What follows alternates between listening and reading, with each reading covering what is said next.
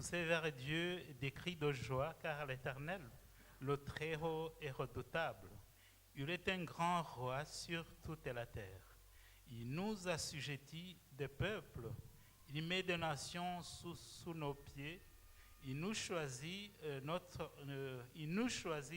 héritage, la gloire de Jacob qu'il aime.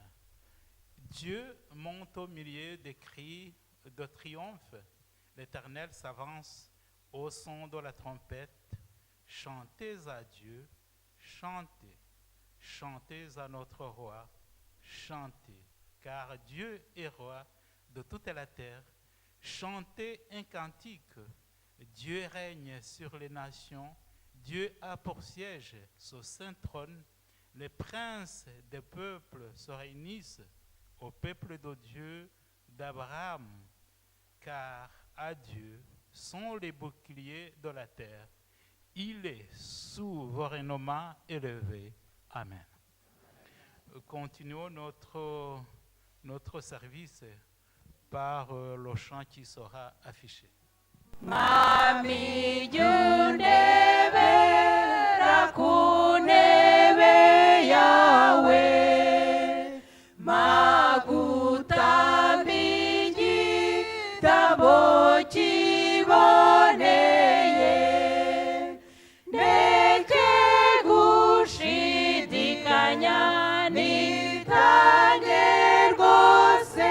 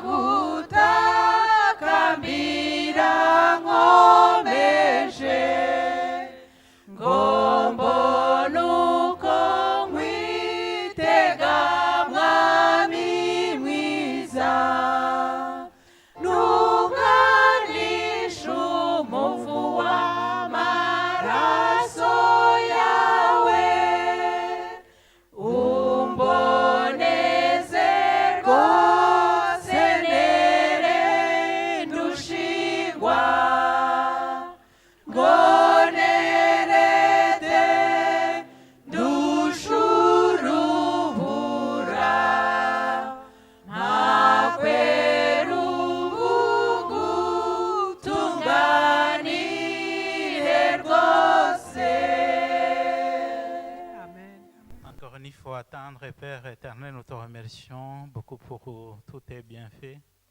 Nous te remercions pour ton amour. Nous te remercions pour toutes tes bénédictions que tu répands sur nous, que tu répands sur chacun de nous, Seigneur.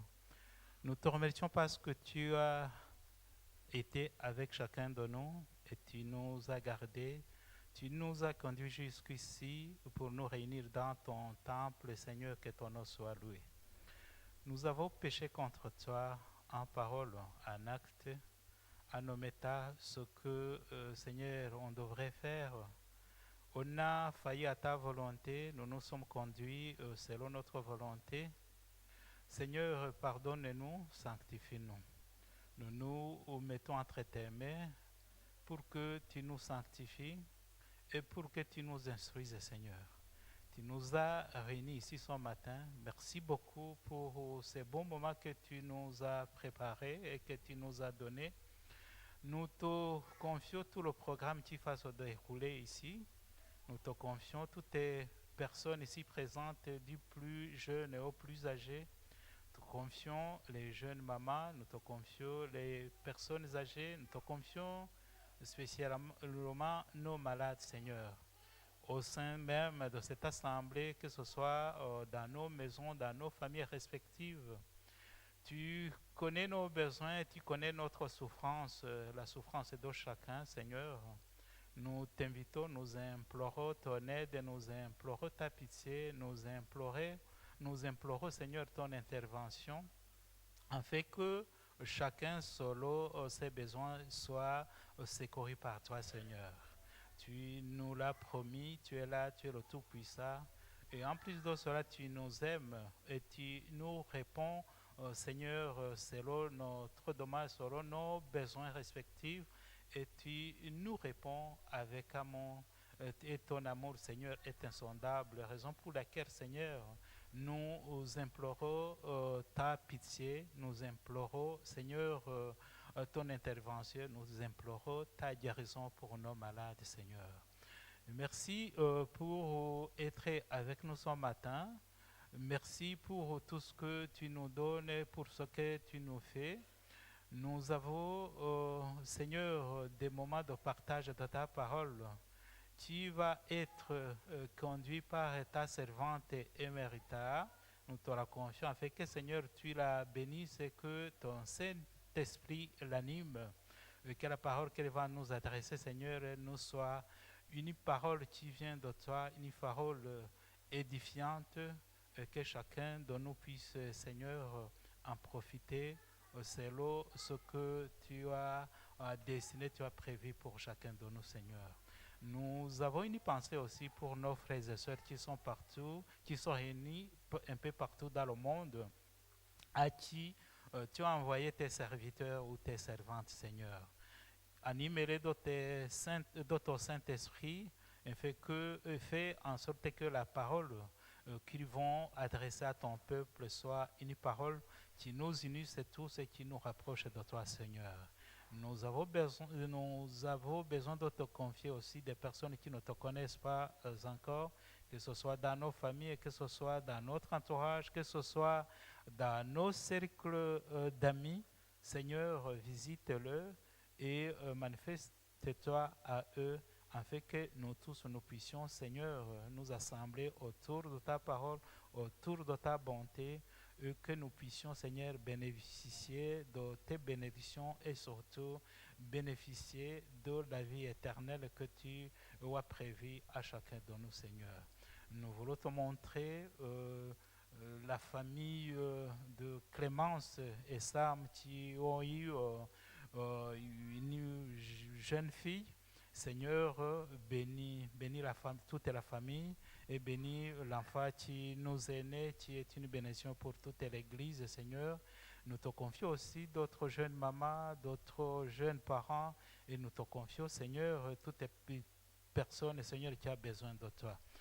Nous nous confions à toi, garde-nous et sois avec nous du début de ce service jusqu'à la fin et que nous puissions rentrer, Seigneur, richement bénis. Et c'est au nom de Jésus-Christ que nous t'en prions. Amen. Bonjour à tous. Gahunda yo kugarura icyacumi no gutura amaturo. Amahirwe atarakoreshejwe ashobora kutongera kuboneka. Mucunguze uburyo umwete kuko iminsi ari mibi. Ni isomo ryo mu Efeso igice cya 5 umurongo wa 16. Amahirwe yabonetse ntahoraho iteka ryose. Aya magambo avugwa ku bijyanye n'amahirwe. Amahirwe yatakaye ashobora kutongera kuboneka.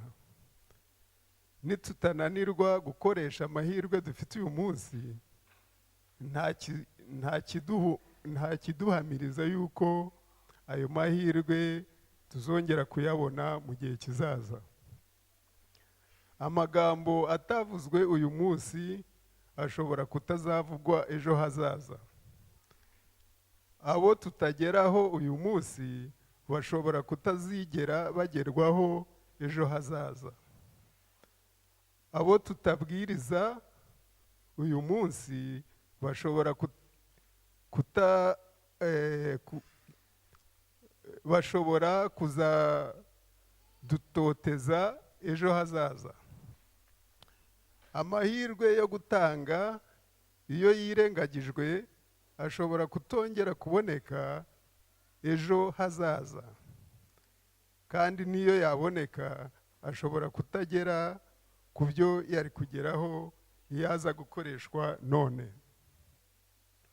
Icyo duhamagarirwa kubw'ibyo ndabasaba gukoresha neza amahirwe yose abonetse yo gutanga kugira ngo mushyigikire umurimo w'Imana, kuko aya mahirwe dufite uyu munsi ashobora kutazaboneka ejo hazaza.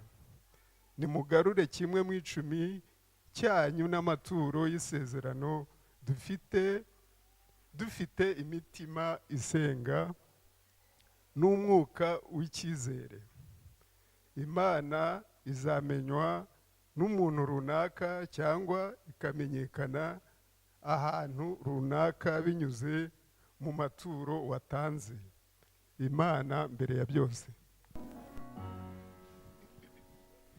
Livre sacré, lumière étincelante, qui dans la nuit perce l'obscurité, révèle à tous ta beauté rayonnante, et dans le cœur j'ai brillé ta clarté.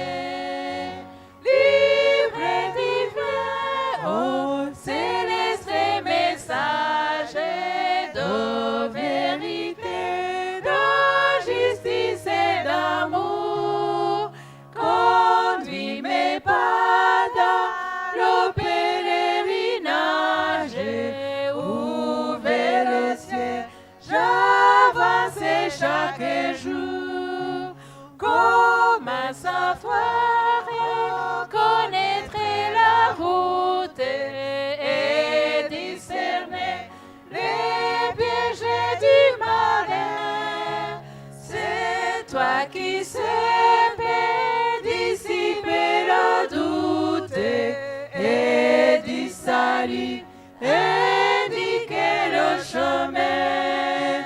Livre divin, ô céleste message de vérité, de justice et d'amour, conduis mes pas dans le pèlerinage, ouvert le ciel, j'avance chaque jour. Rassurez-moi quand mon âme est tremblante, consolez-moi dans les jours de douleur. Si je faiblis quand la lutte est latente, montre à ma foi celui qui ira vainqueur. Livre divin, ô céleste message de vérité, de justice et d'amour, conduis mes pas dans le pèlerinage, ouvert le ciel, j'avance chaque jour. Ô Sainte Bible,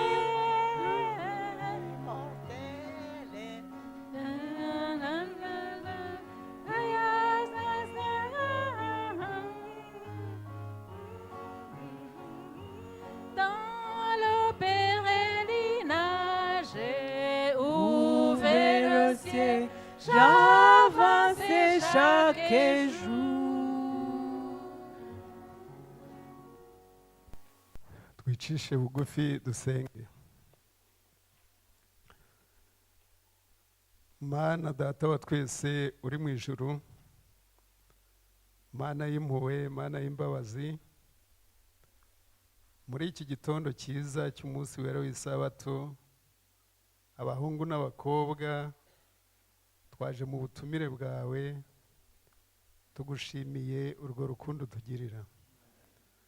Muri uyu mwanya rero tumaze gukora mu byo waduhaye, Nyagasani, ni ituro rito ariko uryeze rutunganyiriza umurimo wawe, kugira ngo aho tudashobora kugera ubutumwa bwawe bugere hose.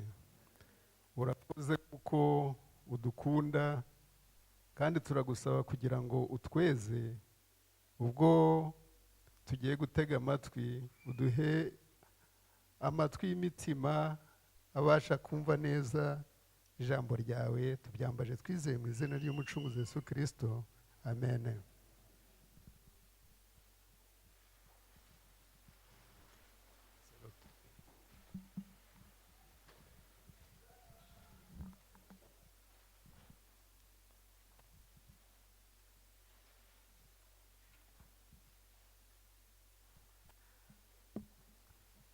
Bonjour et bon sabbat. Ouvrez vos Bibles en Apocalypse, chapitre 22, versets 13 à 15.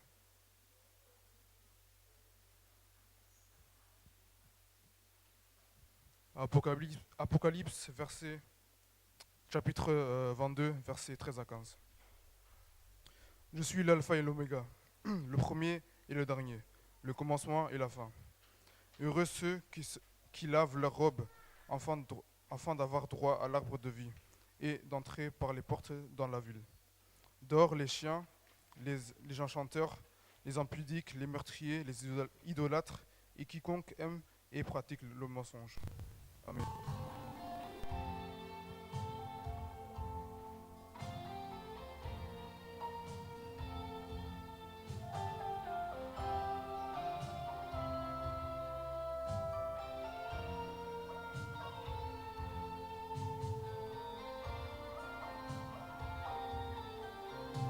Yesu ashobora gukiza kuba mwiringira bose, kandi ubwe yaravuze ati ninjye kuri n'ubugingo, ntarindi izina ryiza nka Yesu. Yesu ashobora gukiza kuba mwiringira bose, kandi ubwe yaravuze ati ninjye kuri n'ubugingo, ntarindi izina ryiza nka Yesu. Zina ryiza mboneramo agakiza, zina ryiza riruta andi mazina, usingizwe iteka haba mu isi no mu ijuru, ntarindi zina ryiza nk'irya Yesu. Zina ryiza mboneramo agakiza, zina ryiza riruta andi mazina, usingizwe iteka haba mu isi no mu ijuru, ntarindi zina ryiza nk'irya Yesu.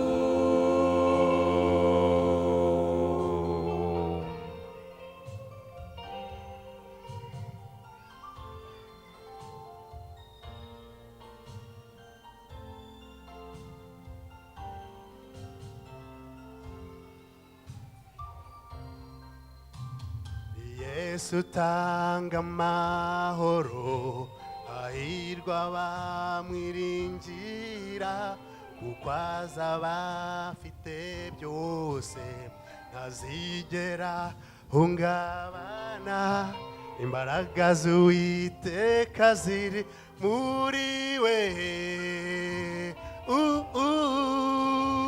Yesu utanga amahoro, hahirwa uzamwiringira, kuko azaba afite byose, ntazigera hungabana, imbaraga z'Uwiteka ziri muri we.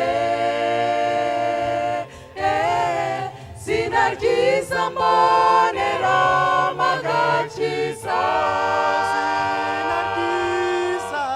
zina ryiza riruta andi mazina, singizwe iteka iteka oh haba mu isi aba mu isi no mu ijuru narindi zina ryiza nk'irya yesu oh zina zina ryiza mbonera magakiza zina ryiza zina ryiza riruta andi mazina singizwa iteka singizwa oh iteka haba mu isi aba mu isi no mu ijuru narindi zina ryiza nk'irya yesu haba mu isi usingizwa iteka usingizwa iteka aba mu isi no mu ijuru narindi zina ryiza nk'irya yesu usingizwa iteka usingizwa iteka usingizwa iteka aba mu isi no mu ijuru narindi zina ryiza nk'irya yesu narindi zina ryiza nk'irya yesu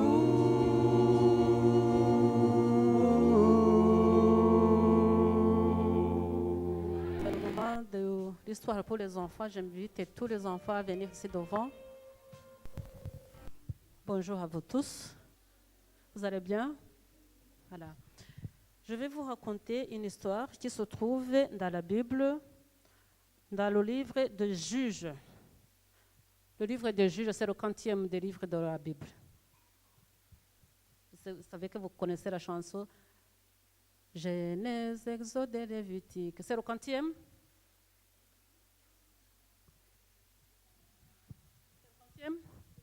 C'est le 7e livre. Je vous le dis parce que je veux qu'à la maison, vous pourriez aussi relire l'histoire, parce que je vais raconter l'histoire en peu de mots. Arrivé à la maison, vous pouvez prendre ce livre et lire le texte qui se trouve en Juges, chapitre 13, 14, 15 et 16. Voilà. Vous connaissez le peuple d'Israël? Vous avez entendu parler du peuple d'Israël? Oui? Je vais bien entendre. Oui ou non? Oui. OK. C'était le peuple de Dieu, choisi par Dieu. Dans ce peuple d'Israël, il y avait une famille, un homme et une femme. L'homme s'appelait Manoah. Et lui et sa femme vivaient ensemble, mais ils n'avaient pas d'enfants. Un jour, Dieu a envoyé son ange. Vous connaissez ce que c'est un ange? C'est quoi un ange?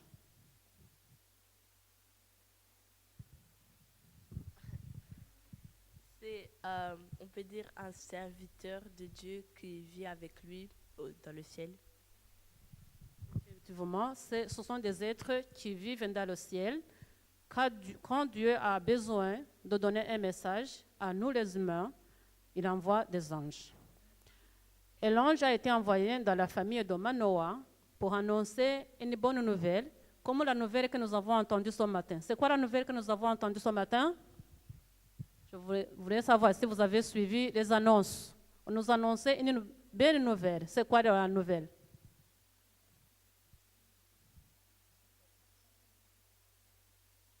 Quelqu'un de notre famille élargie a eu un bébé, il y a eu une naissance.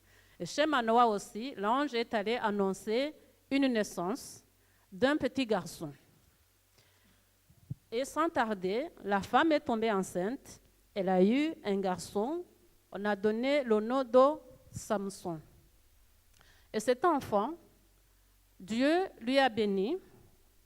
Et avant la naissance du bébé, Dieu a donné des instructions à la maman. Est-ce que vous connaissez l'histoire? Dieu avait dit à la maman qu'elle ne devait pas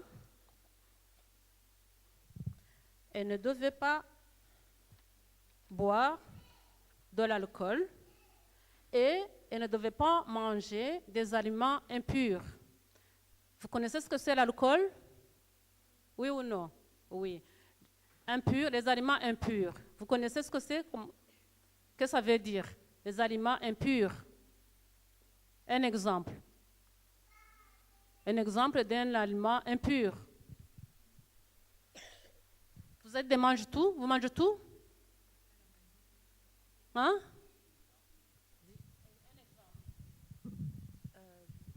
Les cochons. Exemple des cochons. Donc la maman ne devait pas manger des choses impures qui sont interdites par la Bible, ni boire de l'alcool. Encore une fois, cet enfant qui devait naître, on ne devait pas lui couper les cheveux. Ce sont deux instructions que Dieu a données à la maman.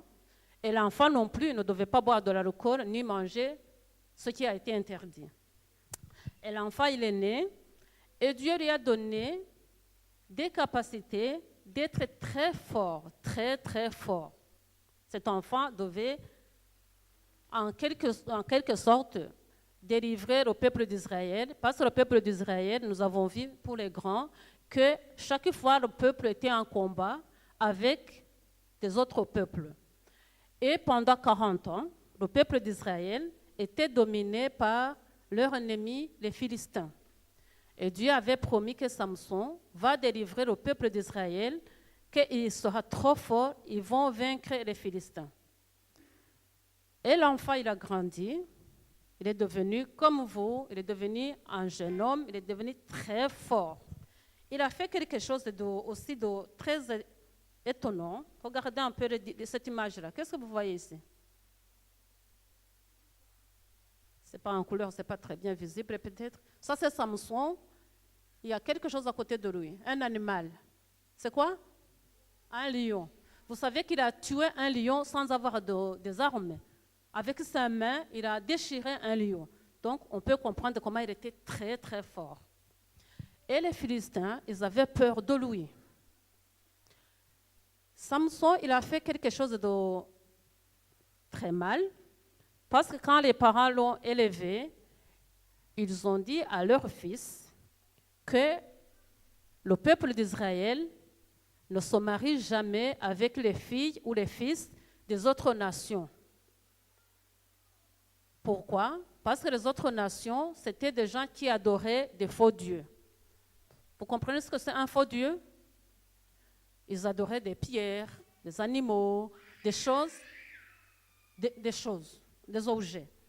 Et Dieu avait dit qu'il ne faut pas se mélanger avec ce peuple-là, parce qu'ils risqueraient d'oublier le bon Dieu et aussi adorer les faux dieux. Et pour finir, ils n'allaient pas être bénis.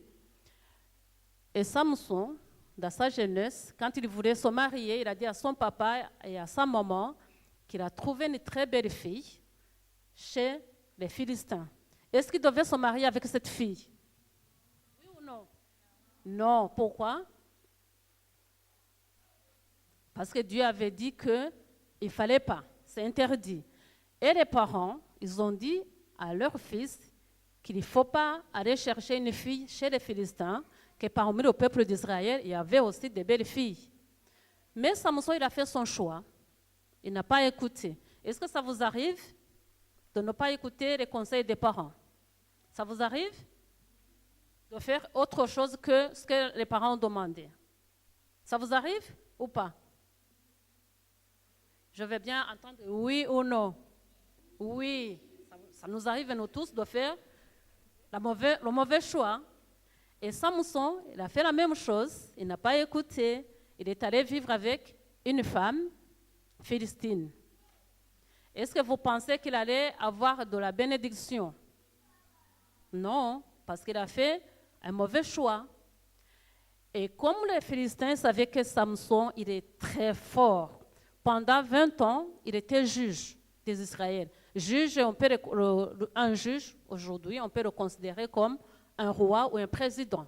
Donc, il était trop fort, il était un homme très autoritaire. Et les Philistins, pendant 20 ans, ils avaient peur de lui et on cherchait comment on peut le capturer ou l'attraper. C'était pas facile pour le trouver, mais il a cherché. un chemin qui l'amène vers là. Il s'est mis ensemble avec cette femme, mais la femme n'aimait pas Samson.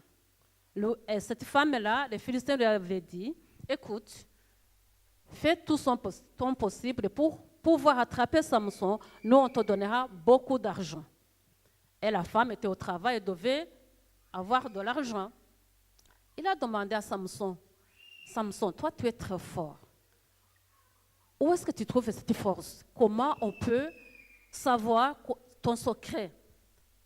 Ça vous arrive d'avoir des secrets à ne pas divulguer? Il avait un secret, il ne devait pas dire où il se trouve cette force. La force de Samson, elle venait d'où?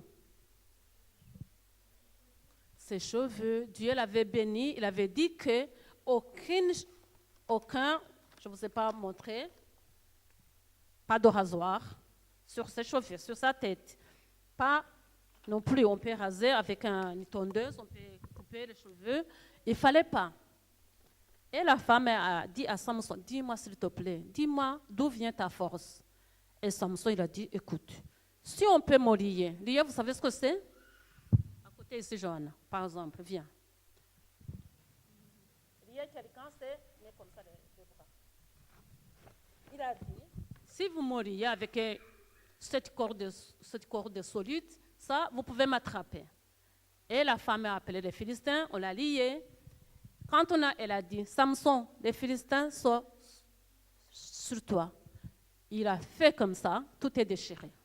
Et la femme n'était pas contente.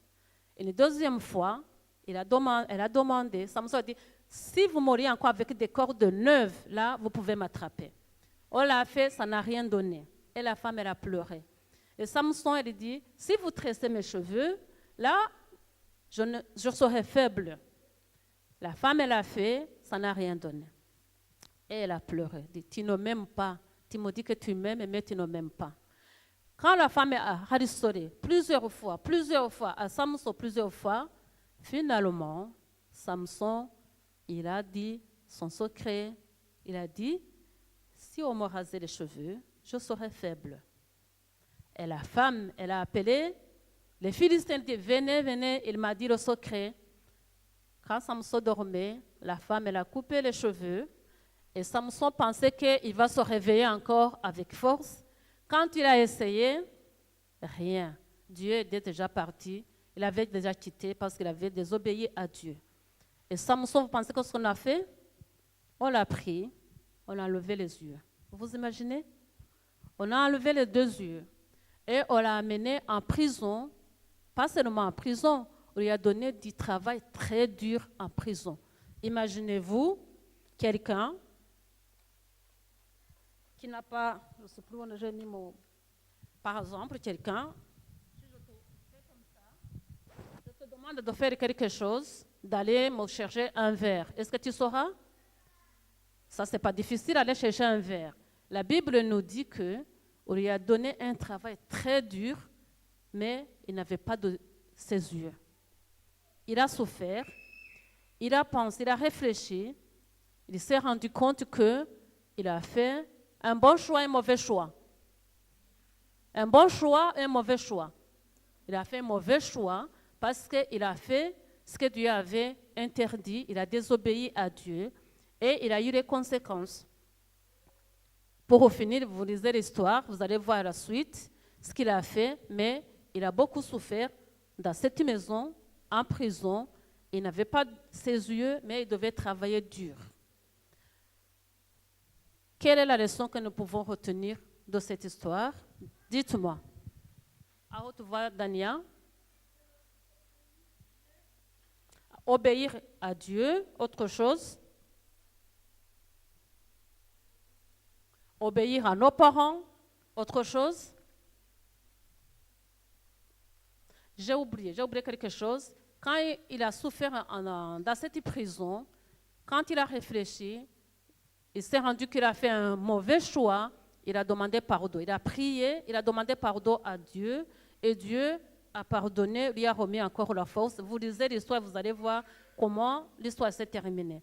Autre chose, une leçon, c'est que même si nous faisons parfois ou souvent des mauvais choix, si nous revenons vers Dieu, nous demandons pardon, Dieu va pardonner à nos péchés. Donc, mauvais choix, conséquences mauvaises. Bon choix, la paix, le bonheur. Et à la fin, nous les chrétiens, nous disons qu'à la fin, nous aurons la vie éternelle. Je prie à Dieu pour que nous tous, grands et petits, nous puissions faire un bon choix pour que nous puissions rester en contact avec Dieu et qu'à la fin de cette vie, nous pourrions être des héritiers de la vie éternelle. Amen. J'ai ici un travail à faire. Ça, c'est quoi? Cette femme, j'ai oublié de vous dire comment elle s'appelait Delilah. Ici, elle est en train de couper les cheveux de Samson. J'aimerais bien avoir un responsable parmi vous parce que je vais confier les marqueurs. Il faut que les marqueurs me reviennent. Qui se porte volontaire pour les coordonner? Haleluya. Ndabashuhuje mu izina rya Yesu, Imana ibaha umugisha. Je vous salue au nom de Jésus, que Dieu vous bénisse. Nshimye Imana cyane yemeye yuko uyu munsi tugiye kuganira ijambo ry'Imana. Si Dieu qui a voulu que nous puissions partager sa parole. Ntabwo ari igihe cyo gupfusha ubusa, ahubwo ni igihe cyo gushimira Imana kandi twita ku byo yemeye kutubwira muri uyu munsi. C'est pas un temps à perdre, mais plutôt un temps à valoriser en faisant attention à ce que Dieu a voulu nous communiquer aujourd'hui. Tugiye gutangira ariko mbere yuko ntangira hano mafite agatambaro. Vous voyez un tissu qu'elle a en main. Mbese murabona aya mabara n'aka gatambaro cyangwa? Voyez-vous les couleurs sur ce tissu? N'aka gatambaro? Est-ce que ces couleurs sont originales à ce tissu? Murabibona mute nimubwire twihuse. Comment, qu'en dites-vous? Comment est-ce que vous le voyez? Nibizinga ni amabara y'aka gatambaro niki? Ce sont des taches ou des couleurs du tissu. Okay, noneho mubonye ko ari nibizinga. Ce sont des taches. None ndashaka Claudine azikuririmba cyane. Claudine. Na Théophile baregeranye baza bakampuhira hano bakankuriramo aya matashe hano. Est-ce que Théo et Claudine qui ont beaucoup de souffle peuvent souffler, faire partir ces taches? Ngaho ni muhuhe mukure. Essayez de... Bampejeje umwuka. Ils essaient de faire partir les taches. Sont-ils parvenus? Alors pour que ces taches partent, qu'est-ce qu'on doit faire? On doit laver. Laver simplement? Qu'est-ce qu'on doit faire?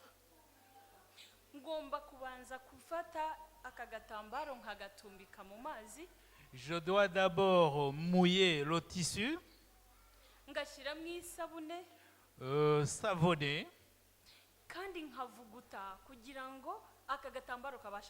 et flotter pour que les taches puissent partir.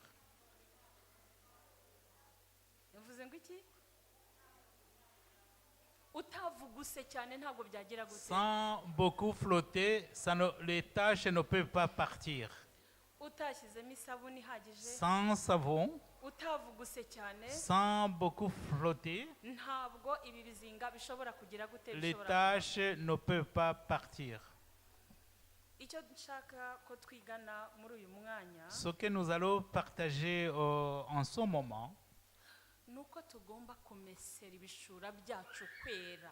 nous devons laver nos vêtements, nos habits pour les faire blanchir. laver pour la sanctification. kandi noneho twebwe ntituzakoresha isabune isanzwe twoga mu maraso ya ntama w'Imana. Nous n'utiliserons pas le savon ordinaire, nous allons nous laver dans le sang de Jésus-Christ. Imana iduhana umugisha. Que Dieu nous bénisse Reka tous. dusenge nanone. Prions.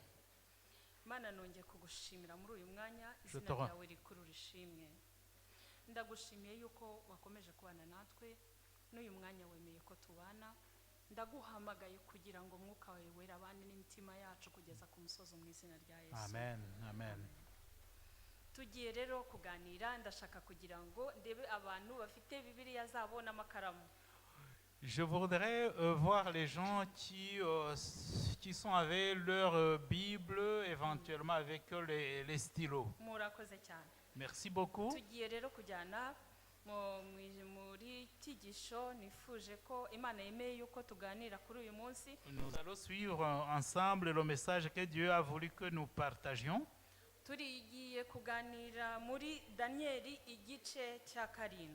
On va voir ensemble les textes de Daniel, chapitre 7.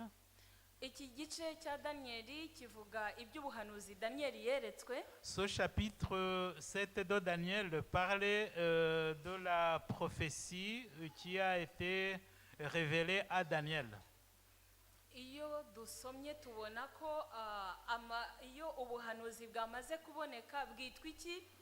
Quand nous lisons que la prophétie a été, a été révélée, s'est produite, Bwitwa ngo iki? comment Iyo est-ce bwamaze que la gusohora bwitwa ngo iki? quand la Biba ari prophétie, amateka, iyo ari ibiriho biba ari ibyaduka, iyo ari ubuhanuzi butarasohora bwitwa nyine ubuhanuzi biba ari ibizaba. quand la prophétie s'est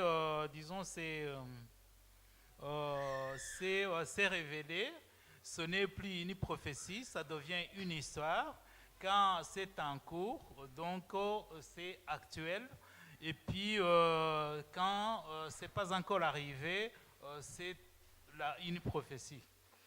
Ubuhanuzi rero ni isaha y'umukristo mu rugendo. Une prophétie, c'est l'heure où une montre d'un chrétien dans son pèlerinage. Muri ubu buzima tubayeho, iyo udafite isaha nta kintu na kimwe wakora. Dans notre vie de chaque jour, sans montre, on peut faire quoi que ce soit difficilement. Aha rero naho Danieli ubwo yari arimo gusenga yabanaga n'Imana cyane, Imana yaramusanze iramwiyereka. Alors quand Daniel était en train de prier, Dieu s'est manifesté à lui. Yohana igice cya 13 umurongo wa 19. Jean 13, verset, l'évangile selon Jean, chapitre 13, verset 19. Yabwiye abigishwa be ati dore mbibabwiye bitaraba kugira ngo nibiba muzamenye ko ndiho. Dès à présent, je vous le dis avant que cela n'arrive, avant que la chose arrive, afin que lorsqu'elle arrivera, vous croyez à ce que je suis. Ndetse mu gutegekwa kwa kabiri igice cya 29 umurongo wa 28. Dans Deutéronome chapitre 29, verset 28, havuga ko ibyahishwe ari iby'Uwiteka ariko ibyahishuwe ari ibyacu n'urubyaro rwacu kugira ngo twubahe Imana n'amategeko yayo ndetse n'ijambo ryayo. Ce qui a été caché appartient à Dieu, mais ce qui a été révélé appartient à nous et à nos enfants, afin que nous puissions observer les lois de l'Éternel.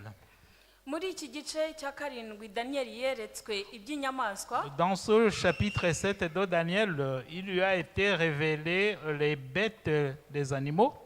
Ariko marayika aramusanga ku murongo wa 17 n'uwa 23. Au verset 17 et 23, l'ange de l'Éternel s'est approché à Daniel.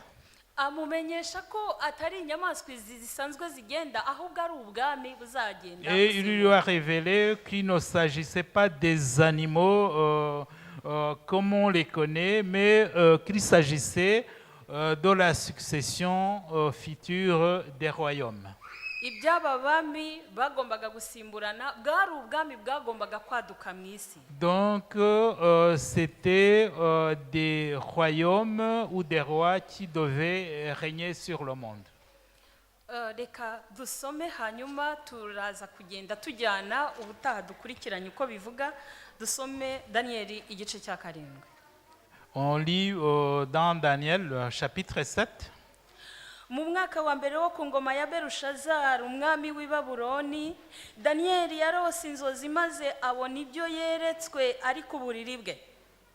Ahera ko yandika ibyo yarose, arobanuramo mbabarire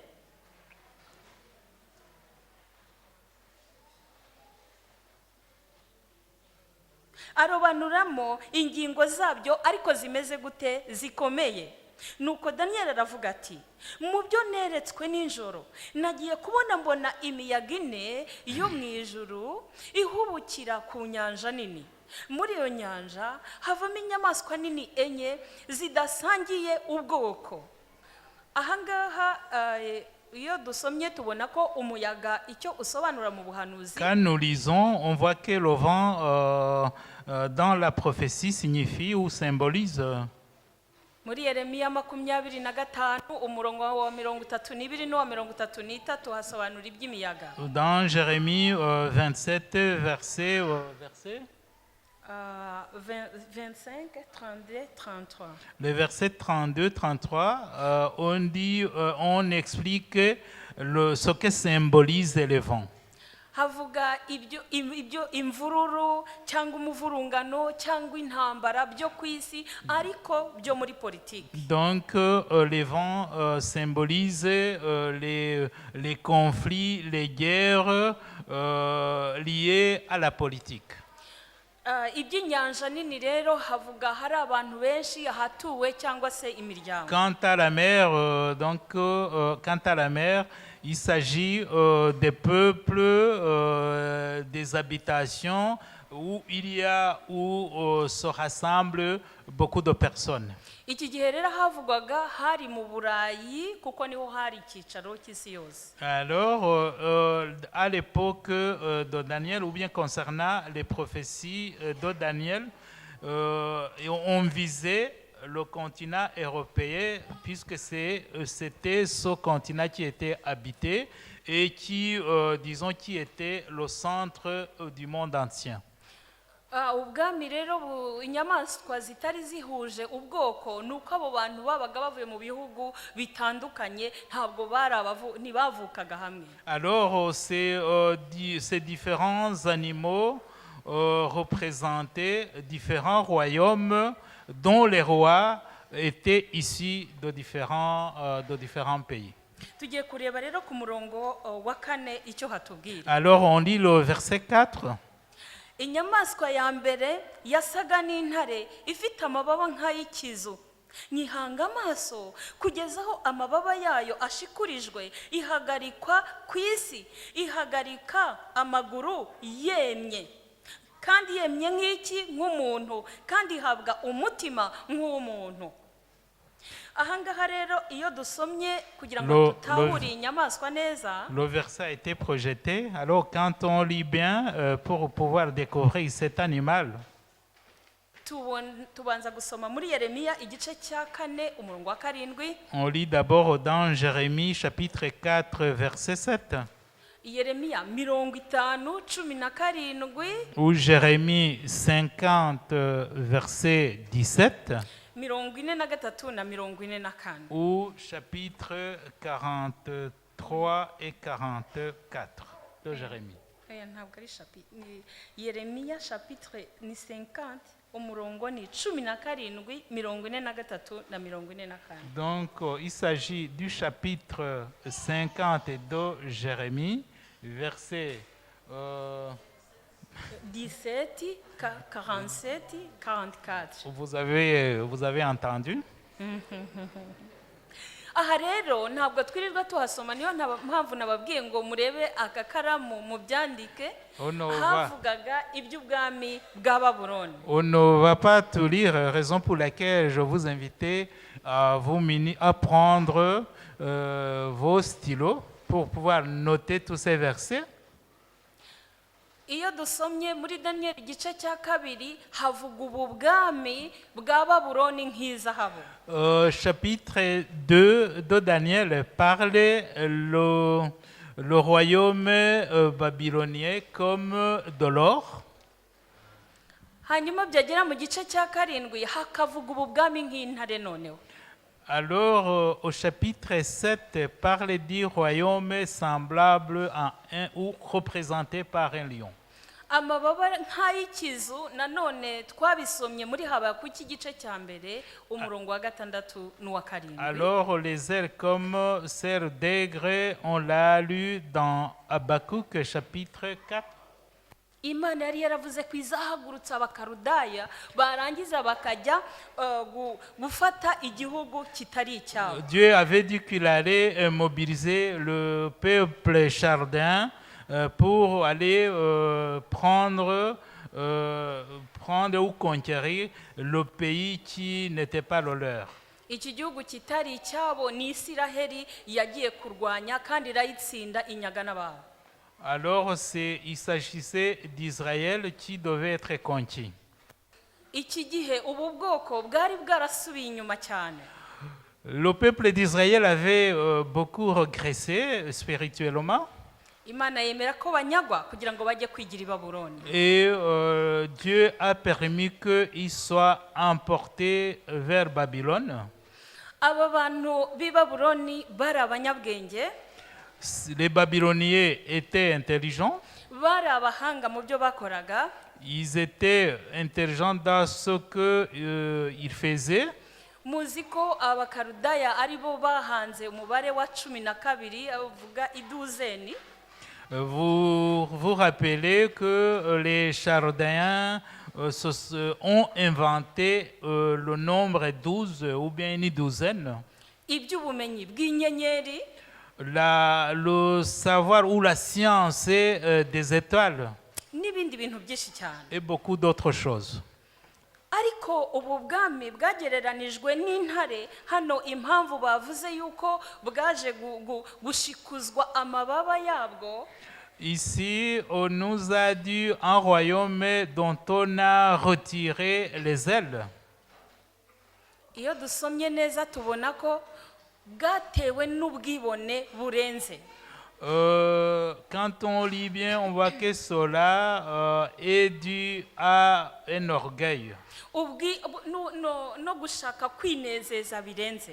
Et disons le vouloir se divertir d'une façon démesurée. Iyo dusomye igice cya 4 cya Danieli hari icyo tuhasanga. Quand on lit le chapitre 4 de Daniel, on y trouve quelque chose. Yarose inzozi Daniel arazimusobanurira amubwira ko natihana azajya mu ishyamba akarisha nk'inyamaswa. Daniel a expliqué au roi babylonien que s'il ne se repentait pas, il allait brouter comme les bêtes dans la brousse. Ariko ntabwo Nebukadinezari yigeze yumva inama agiriwe na Daniel. Mais le roi Nebuchadnezzar n'a pas tenu compte des conseils lui donnés par Daniel. Iyo tugeze ku murongo wa 27 tubona ukuntu yatangiye kuvuga Babuloni ye yiyubakiye. Au verset 27 du chapitre 4, on voit le roi Nebuchadnezzar en train de vanter la cité de Babylone qu'il avait construite. Atararangiza kuvuga ayo magambo haza ijwi rivuye mu ijuru riramubwira ngo ubwami bwe abukuweho. Alors avant qu'il termine son discours de se vanter, il y a eu une intervention d'une voix qui lui annonçait la fin de son règne. Riramubwira riti umva mwami Nebukadinezari ni wowe ubwirwa. a dit, écoute-toi, roi Nebuchadnezzar, cette voix s'adresse à toi. nyuma y'amezi 12 gusa ahawe ubuhanuzi bw'uko agomba kwisubiraho ariko ntiyabyumvira. Et cela est arrivé 12 mois après qu'on lui explique la signification du songe qu'il avait eu. Yaratsinzwe rero i Babuloni ikurwaho. Alors Babylone a été enrayée ou a été vaincue. Aho batubwiye ukuntu yagize umutima nk'uw'umuntu nuko yacogoye rwose bajya hasi. Alors c'est après s'être humilié qu'il a retrouvé le cœur humain. Abantu bagereranywaga nk'izahabu nk'intare noneho baca bugufi baracogora. Alors les gens qui sont considérés ou bien que l'on considérait comme de l'or, ils se sont humiliés. Twibukiranye ko iki gihe Daniel yerekwaga izi nzozi. Rappelons-nous que au moment où Daniel recevait ou bien avait ses songes, Twabonye ko hari ku bwami bwa Berushazari. c'était à l'époque du roi Belshazzar, en français c'est Kuko, oui, Belshazzar, oui. kuko uwitwa Nabonadusi yari yaramuhaye gutegekana nawe mu bwami bwa Babuloni. Donc il régnait avec quelqu'un d'autre dans ce royaume babylonien. Icyo gihe hari muri 539 mbere ya Kristo. C'était en 539 avant Jésus-Christ. Kandi ubwami bwari bwaratangiye guhera muri 605 buhanguka muri 539 mbere ya Kristo. Donc ce royaume qui avait commencé en 600 combien? 605 600? 605 605 et s'est vu s'effondrer en 300 en 539. Niho ubwami bwa Babuloni bwagize gute bwahangutse. C'est c'est à ce moment-là que le royaume babylonien s'est envolé. Tugeze ku murongo wa 5 tuhabona iby'inyamaswa ya kabiri ariko noneho tugiye kubivuga twihuta. Au chapitre 7 verset 5 on voit on y trouve le deuxième animal. Mbese murahari? Êtes-vous là? Ndongera mbona indi nyamaswa ya kabiri isa n'idubu yegutse uruhande rumwe kandi yari itambitse imbavu zingahe? 3 hehe mu mikaka yayo. Barayibwira bati byuka uconshomere iki? Et voici un second animal, était semblable à un ours et se tenait sur un côté.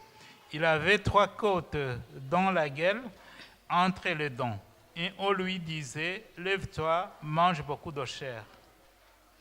Iyo dusomye tubona ko ubu bwami muri Danieli igice cya kabiri bwagereranijwe n'ifeza. Quand on lit dans Daniel chapitre 2, on représente ce royaume par de l'argent. Murabyumva ntaho bwari guhurira n'ubwami bwa Babuloni uko bwari bumeze. Vous comprenez que on ne pouvait pas comparer ce royaume à celui de Babylone.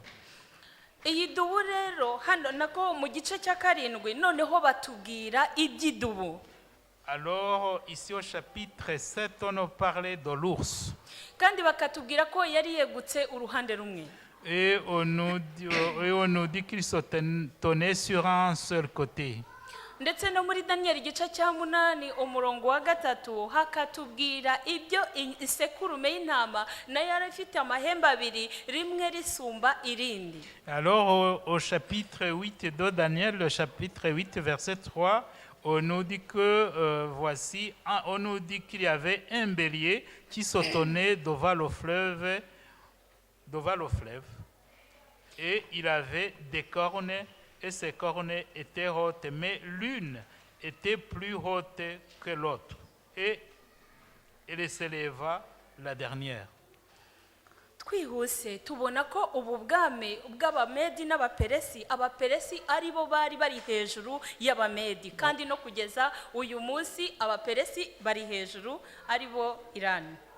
Et on voit que ici, il s'agissait des Mèdes et Perses, et les Perses étaient supérieurs aux Mèdes. Et même maintenant, les Perses qui sont représentés par l'Iran est plus important que, disons, que les Mèdes.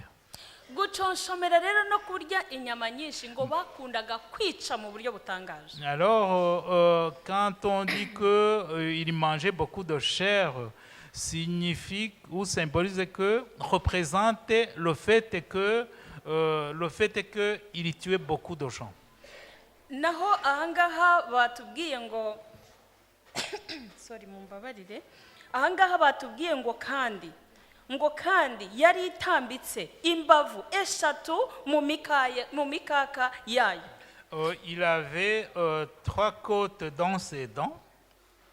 Ahangaha ngo zari intara zari eshatu bari barakandamije. C'était 3 provinces assujetties. Iyo niyo ni Libya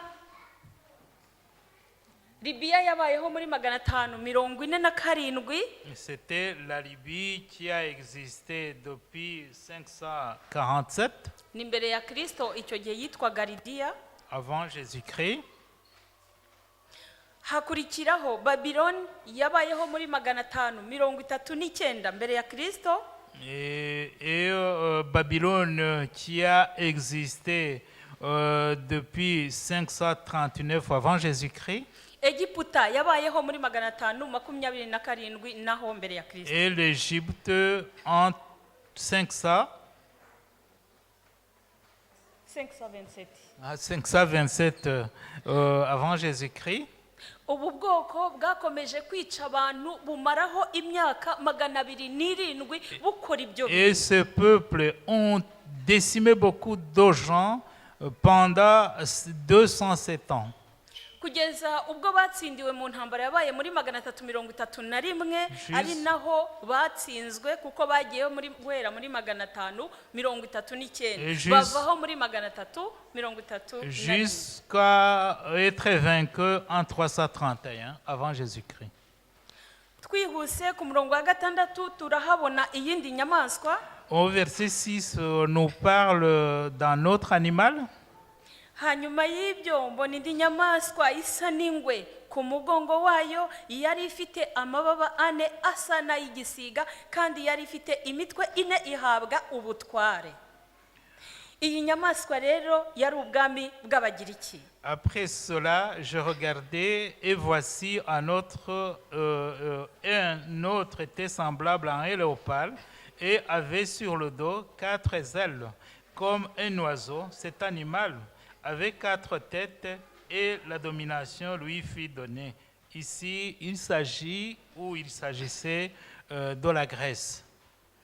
Twihuse ubu bwami bw'Abagiriki bwabayeho muri 331 nyine burangira muri 323 mbere ya Kristo. Alors, ce royaume grec a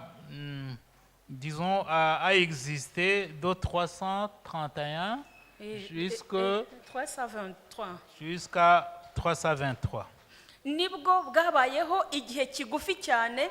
Bavuga ko uyu Alexandre wari ubufite yigaruriye ibihugu mu gihe gitoya cyane.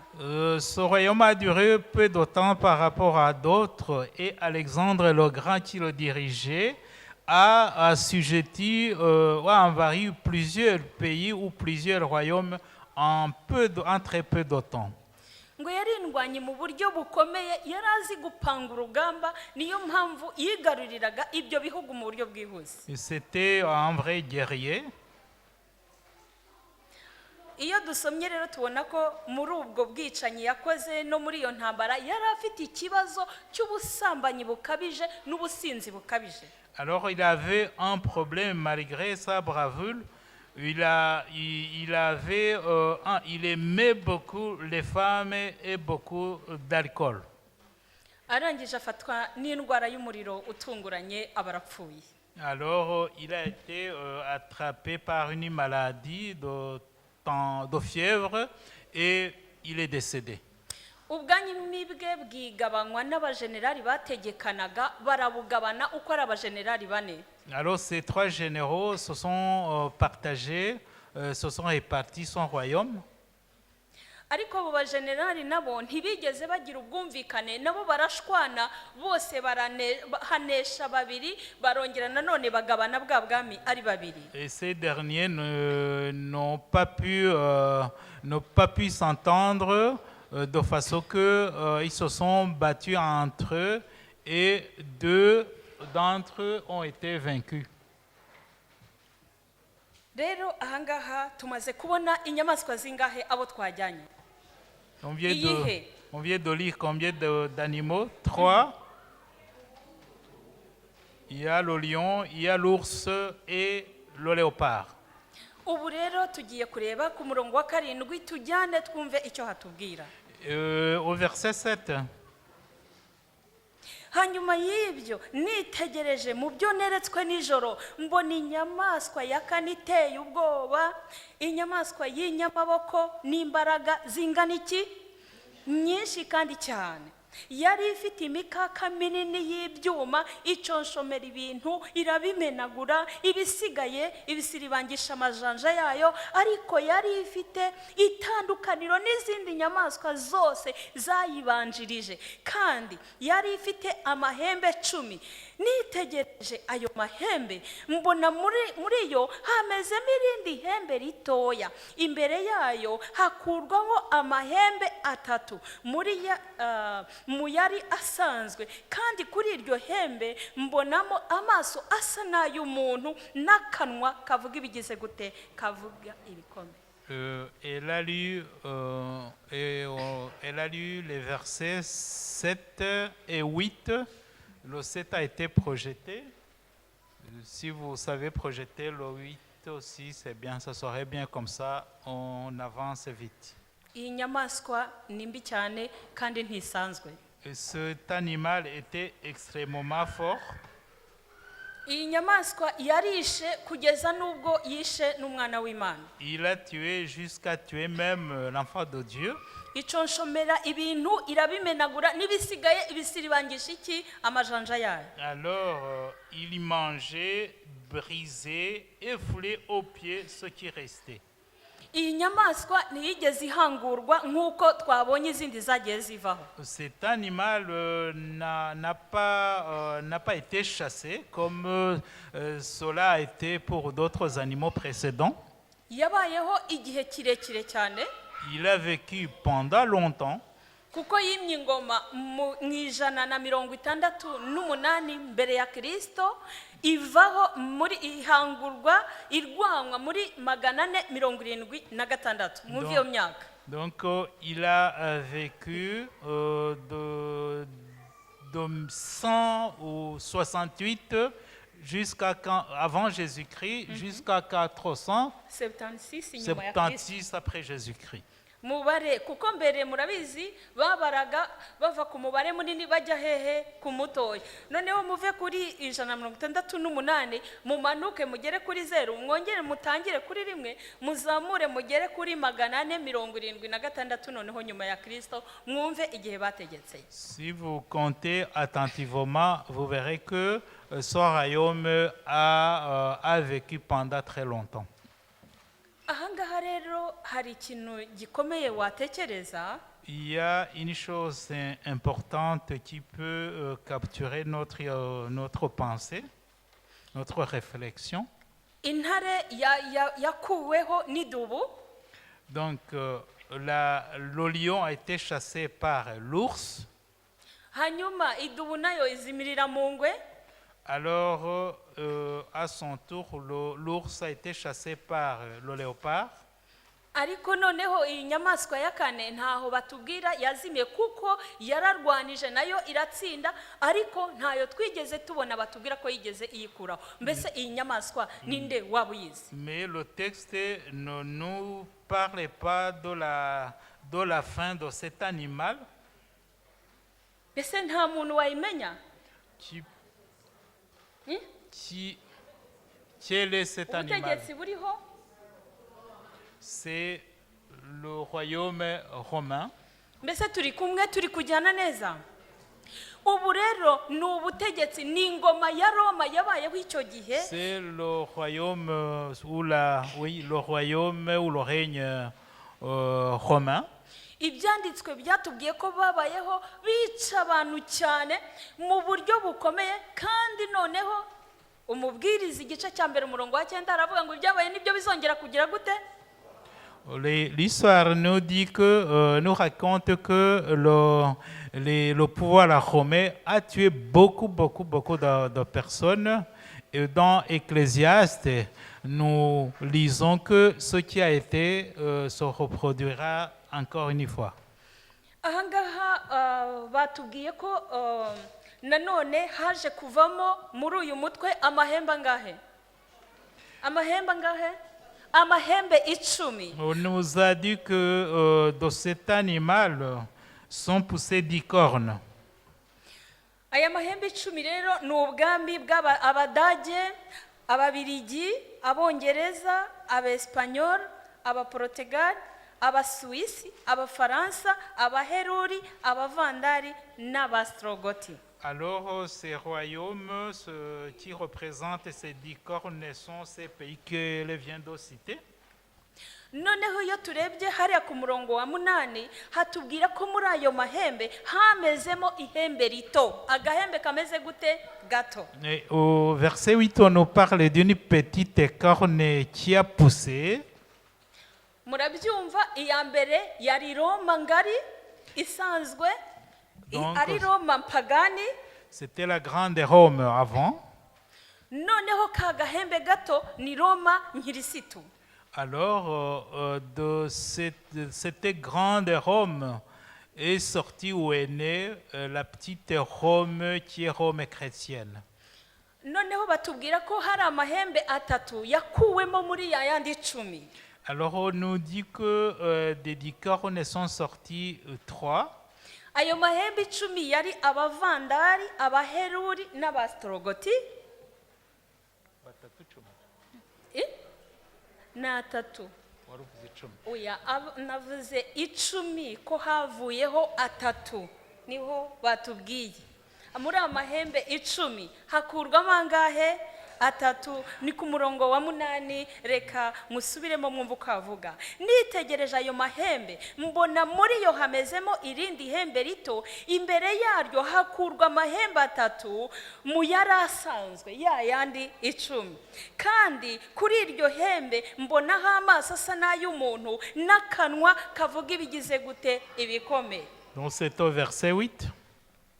Ayo rero yakuyeho nayababwiye ni Abavandari n'Abaheruri n'Abaki n'Abastrogoti. Alors ces 3 cornes représentent les Vandales, les Vorgotes et les... Abo ngabo baje gusimbura bavunjwemo Vatikani, nibo bavuyemo Vatikani. Et de ces 3 cornes, ça n'est sorti le Vatican. Kuri ako gahembe hari amaso asa n'ay'umuntu. On a vu que sur cette petite corne, il y avait des yeux comme des yeux d'homme.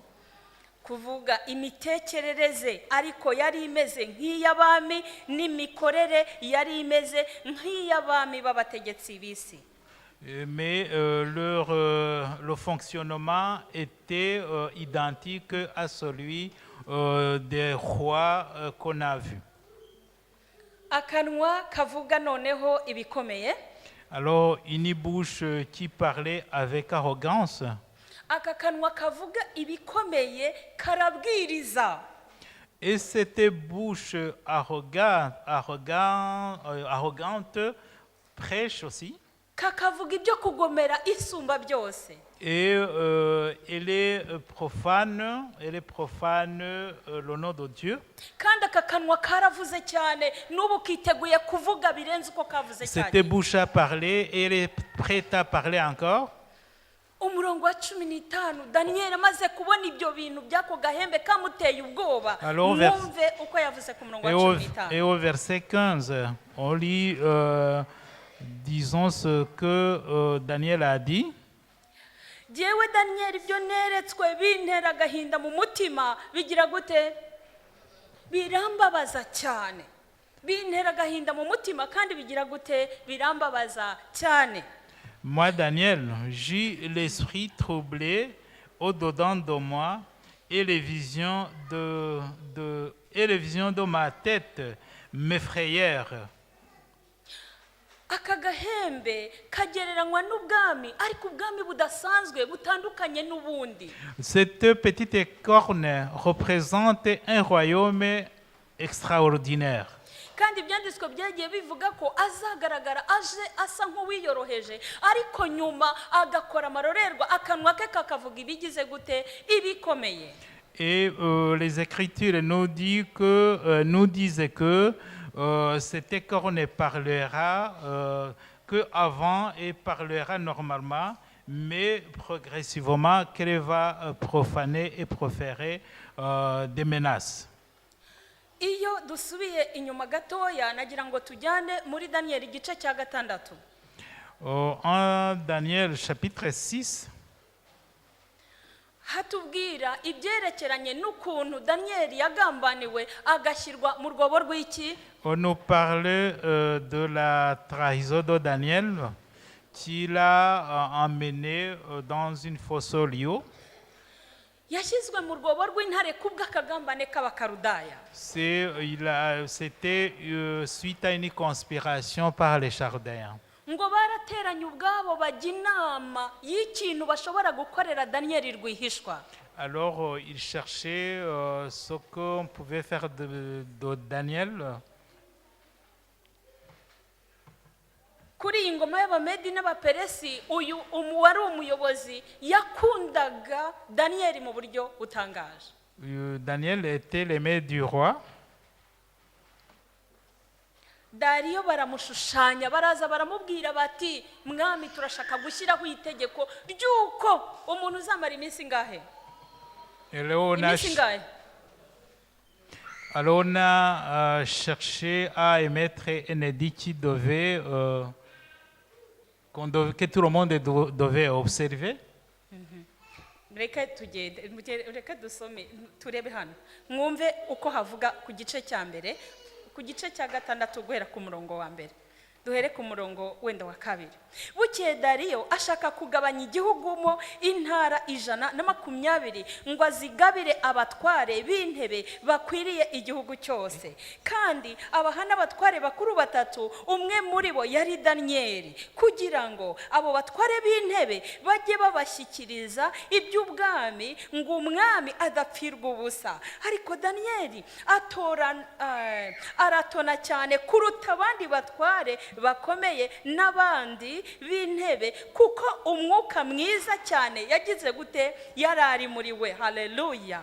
Ndetse umwami yibwiraga kumwegurira igihugu. Aha rero niho naringeze kuri aba batware. Si la technique pouvait nous projeter le texte comme ça, on ferait plus vite que... Oui. Chapitre 6. Abatware bakomeye n'ab'intebe bashaka impamvu yose yatsindisha Daniel mu by'ubutware ariko bamuburaho impamvu cyangwa igicumuro kuko yari umwiringirwa ntabonekweho n'amafuti cyangwa igicumuro. Alors tous les chefs des royaumes ont voulu conspirer contre Daniel, mais ils ne trouvaient aucun mal ou aucun défaut sur lui. Aha rero ku murongo wa 8, au verset 8, abatware bakomeye bo muri ubwo bwami n'ab'intebe n'ab'ibisonga byaho n'abajyanama n'abanyamategeko bose bigiriye inama yo gushyiraho itegeko ry'umwami n'iteka rikomeye ngo mu minsi 30 umuntu wese uzagira icyo asaba Imana yose cyangwa umuntu wese atari wowe asabye Nyagasani azajugunywe mu rwobo rw'intare. Alors, à partir du verset 17 du chapitre 6 jusqu'à 8, c'est... Oui. C'est Bari projeté. bazi ko Daniyeli adashobora kugira umuntu asenga uretse Imana. On savait bien que Daniel ne pouvait invoquer un autre Dieu que l'Éternel. Baza kujijisha Dariyo ntibigeze bamubwira ko bashaka Daniyeli cyangwa hari icyo bamuvuga. Alors, en piégeant le roi Darius, on ne lui a pas révélé ou bien il n'a pas compris qu'on cherchait à accuser ou à enfoncer Daniel. Maze bamusinyisha urwandiko kuko yari amaze kumva bamuhaye icyubahiro bamukize hejuru. Alors, il a signé un décret. Nyuma baragenda barongera baterana baragaruka. Et après, ils sont revenus vers lui, vers le roi Darius. Wasinye itegeko none umuntu umwe wo mu banyagano utagize icyo avuze we nta kubaha nta gusenga asenga Imana ye. Oui, on accusa Daniel que lui n'a pas observé la loi qu'il avait mise sur pied. Arabarakarira cyane atangira kugira ikibazo kandi Daniel nawe arabimenya asubira iwe arongera arasenga. Et alors le roi s'est enflammé de colère et Daniel à son tour a continué à prier comme d'habitude. Nyuma baragaruka barangije ambwa ati ibuka itegeko wasinye ko ari ry'Abamedi n'Abaperesi ritavuguruzwa. Alors les chefs sont revenus pour dire au roi que le décret qu'il avait signé était irréversible. Muri make twihuse murabizi ko Dariyo yafashe Daniel akamujugunya mu rwobo rw'intare kandi atamwanze. En résumé, vous connaissez l'histoire, vous savez que Daniel, malgré qu'il était l'aimé du roi, a été jeté à la fosse aux lions. Iyo dusomye muri Danieli igice cya 7 umurongo wa 25 Quand on lit dans Daniel 7 verset 25, batubwira ko uyu muntu azigira inama yo guhindura ibihe n'amategeko. Mbese ibyo bihe yarabihinduye cyangwa ntiyabihinduye? alors nous lisons qu'il prononcera des paroles contre le Très-Haut et il opprimera les on nous dit qu'il va changer aussi la loi et le temps. Noneho mu mwaka wa 2015 hari ikindi numvise nyireba neza namwe mugishatse ku mbuga nkoranyambaga mwakibona. En 2015, il y a une chose que j'ai observée. Ubuyobozi bw'aka gahembe bwatangaje ko kuva mu itangiriro igice cya mbere kugeza muri 11 bitabayeho. La direction de cette cornée a annoncé ou a communiqué que le livre les chapitres de Genèse 1 jusqu'à 11 n'ont pas existé. Barongera bati Daniel biriya ni ibihimbano ntabwo biriya yabikoze nibyo bamuhimbiye. Alors on a traité aussi la prophétie de Daniel de pure invention humaine, profane. Barongera bati Yobu ntabwo yabayeho ntawo biriya byigeze bibaho. Alors on a dit que Job non plus n'a pas existé. Kandi muri Ezekiyeli igice cya 10 ndumva ari 14 umurongo wa 13 n'uwa 14 havuga yuko igihugu nikigomera Imana ngo Imana izakirimbura ititawe ngo nubwo haba harimo inde Nowa, Yobu na Danieli ngo abo bakiza ubwabo bugingo. Et dans Échelle, nous lisons que si un pays se détourne ou bien se rebelle contre l'Éternel, il sera détruit, peu importe les fidèles ou bien les saints qui se trouveraient dans ce pays ou dans ce royaume. Alors, ils ont nié la création. Kurimbuka kwabazize umwuzure kubwo kutumvira Imana nabyo babikuyeho borohereza abantu. Alors ils ont nié aussi l'histoire du déluge. bahinduye umunsi w'imana bishyiriraho uwabo. Ils ont changé le jour de repos de l'Éternel. Igice cya daniyeli cya 8:25 haratubwira ngo azabashishwa byose n'uburyarya. Et alors, au verset 25 du chapitre 8 de Daniel, on dit que il y fera tout à cause de sa malignité ou de son intrigue. Iyo usomye muri kiriya gice cya 6 ukareba buriya buryarya abakarudaya bakoresheje uko byagenze niko bigiye kugenda. Alors, on voit bien quand on lit le chapitre 6 de Daniel, on voit bien que l'histoire va se répéter. Kandi abantu bazabibona igihe cyarenze, kandi nabwo kugira ngo babibone nuko hazaba habayeho ibyago bikabakangura. Et les gens le verront suite à des, à des conflits ou des histoires malheureuses qui vont les réveiller. Ibihugu birimo gukora inama biterana ntibifate umwanzuro. Les pays se réunissent ici et là, mais sans conclusion par pape. Baba mu ntambara barimo, baba mu bibazo byose bafite, nta gisubizo bafite. Que ce soit suite au sujet des conflits qui sont ici et là dans le monde. Ibyanditswe byerekana ko igihe kigiye kugera ubutware bwose bakabwegurira ka gahembe. Les Écritures nous montrent que toute la puissance sera donnée à la petite corne. Kandi ubu barimo gukoresha uburyarya bagenda basaba imbabazi ariko bagahamya ko batigeze bahinduka.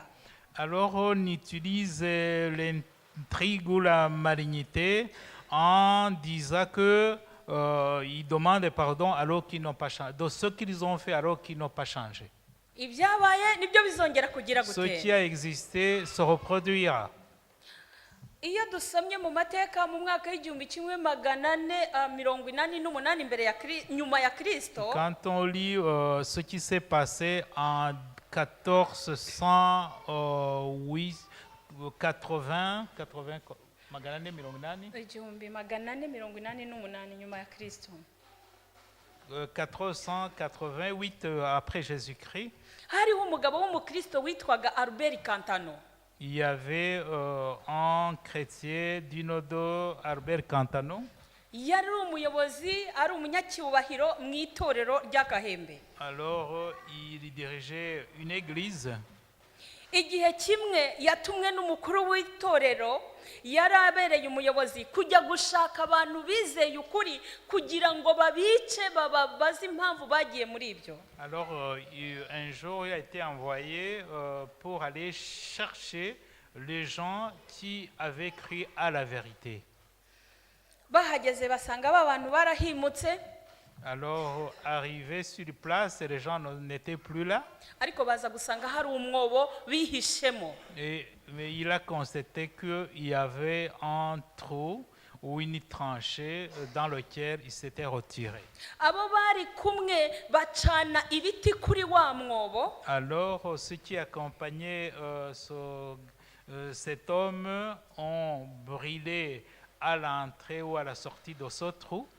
Umuriro uragenda wica abantu barenga 3,000 n'abana 400. Alors, plus de 3000 personnes adultes et 400 enfants ont péri dans cette tranchée. Ibyo byose byakorwaga ubugome butariyongera. Et cela se reproduisait alors que la méchanceté n'avait pas accru. Reka dusome urwa kabiri rw'Abatesalonike igice cya 2:3-4. Disons dans 2 Thessaloniciens, chapitre 2, umurongo wa 3 n'uwa 4. versets 3 et 4, 2 Thessaloniciens. haravuga ngo ntihakagire umuntu uboshye uburyo bwose kuko uwo munsi utazaza kurya kwimura imana kutabanje kubaho kandi urya munyabugome atarahishurwa ari we mwana wo kurimbuka. Ni umubisha wishyira hejuru y'icyitwa imana cyose cyangwa isengwa kugira ngo yicare mu rusengero rw'imana yiyerekane ko ari iki? Yiyerekane ko ari imana. Les versets ont été affichés. Bavandimwe, impamvu nifuje ko tuganira aya magambo, J'ai voulu partager ces paroles nifuje ko dusubira kureba ku isaha, murebe ku masaha yanyu mufite, pour vous inviter à regarder sur vos montres ariko noneho murebe na pasiporo yanyu ikibabwira mutazibeshya. et examiner votre passeport, ce qui est dedans ou ce qu'il vous communique. Urugamba rurimo kwambikana gahoro gahoro, Le conflit s'intensifie petit à petit, ariko abavuga yuko bari ku rugamba cyangwa barebwa n'urwo rugamba ntabwo bahari. mais les bergerons ne sont pas là. Dutangira twavuze ngo dukwiye kumesa ibishura byacu mu maraso ya ntama w'Imana. Donc, au début, on disait qu'on devait laver nos habits dans le sang de Jésus-Christ ou dans le sang de l'agneau de Dieu. Ariko tukamesa tweza apana guhora dupfubya.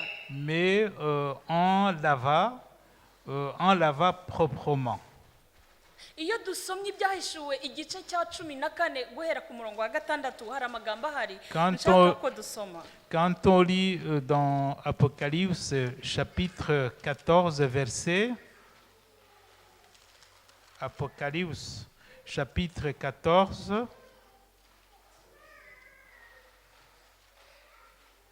umurongo wa 6 verset 6.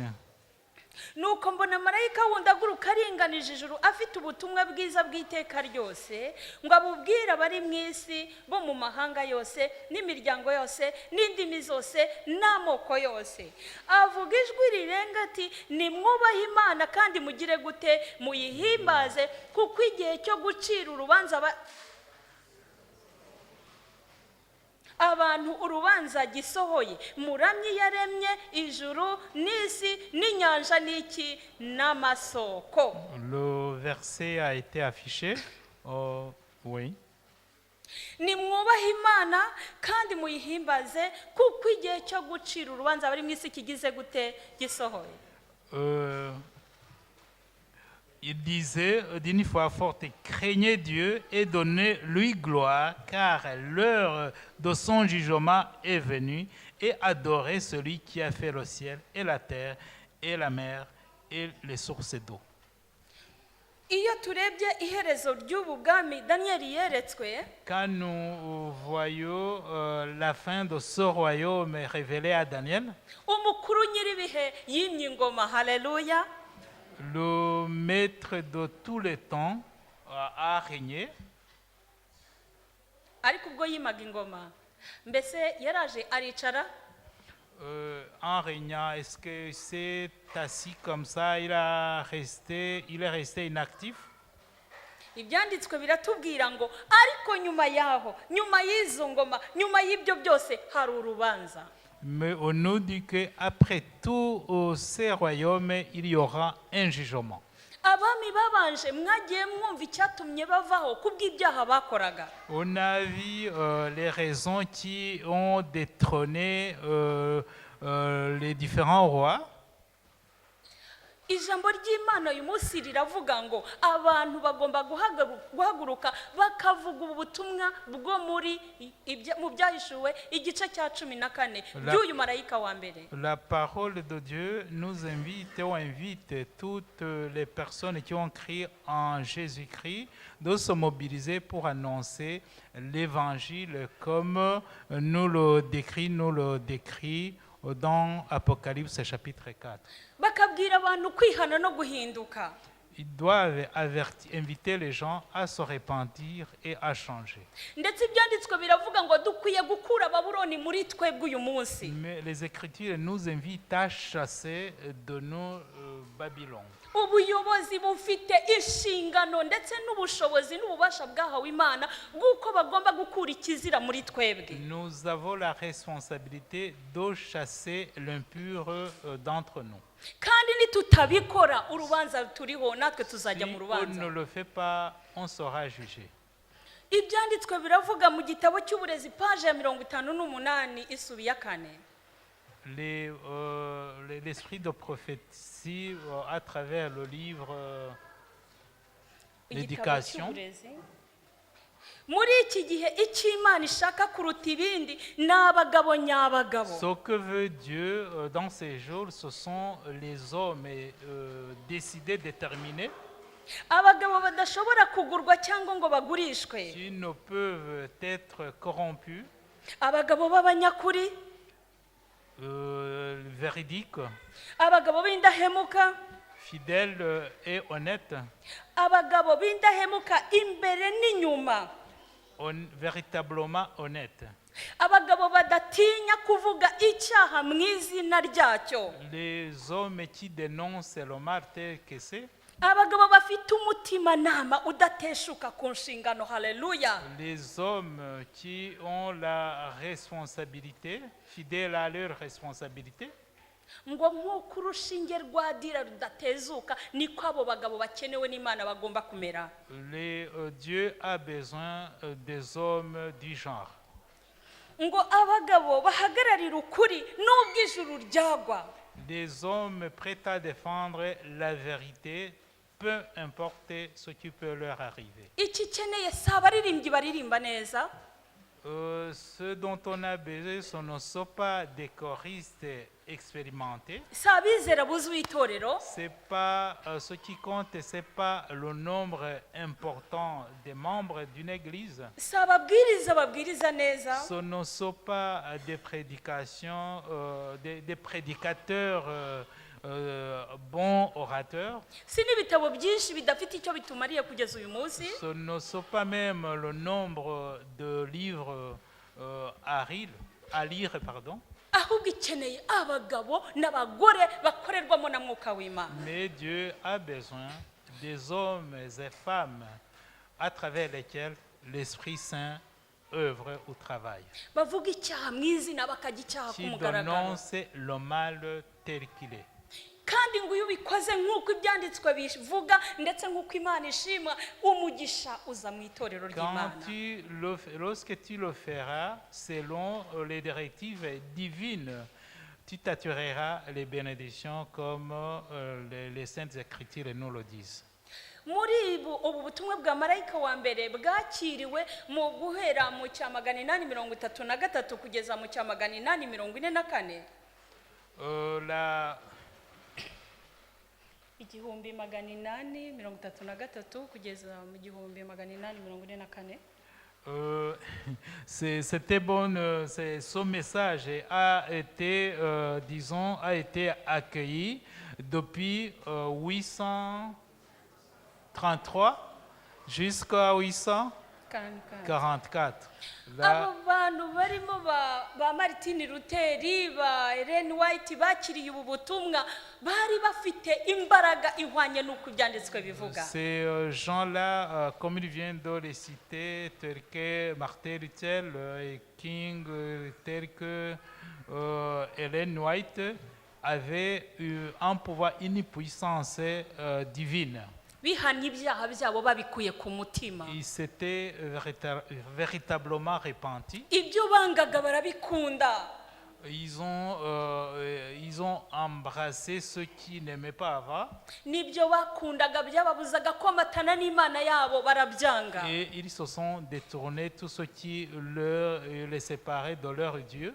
batura ibyaha byabo bahinduka abana b'Imana bari ku rugamba koko. Et ils sont devenus des enfants de Dieu prêts à s'aligner sur le front. aha baratubwira ngo mwubahe Imana kandi muyihimbaze kuko igihe cyo gucira bari munsi urubanza kigize gute. Ici, on nous dit de craindre Dieu et de lui donner gloire, car l'heure de son jugement est venue.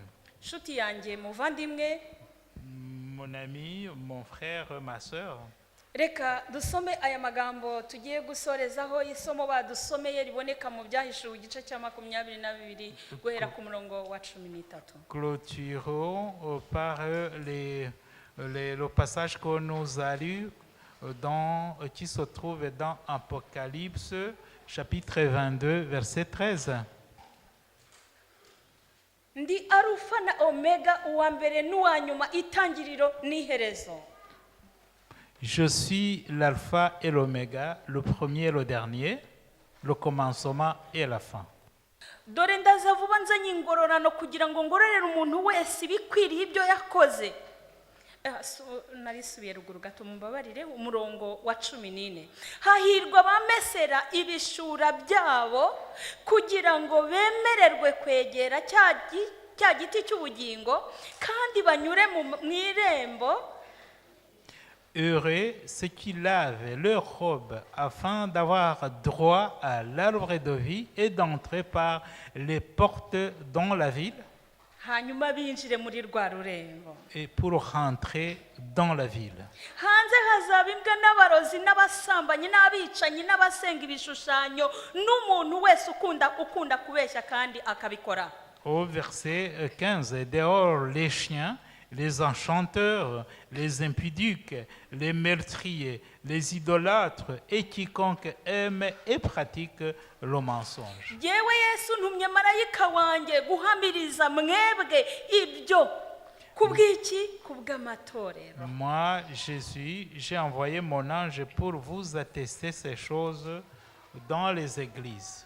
Muvandimwe, Frères, ubwo urugamba ruhinanye, comme la lutte est acharnée, abami bakaba n'ingoma bakaba baragiye bavaho ingoma zigahanguka, et que les rois et les royaumes se sont succédés et sont partis.